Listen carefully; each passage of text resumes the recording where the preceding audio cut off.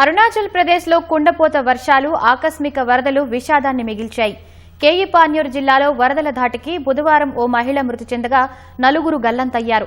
17 మంది గాయపడ్డారు. వరదల కారణంగా పెద్ద సంఖ్యలో ఇళ్లు ధ్వంసమయ్యాయి.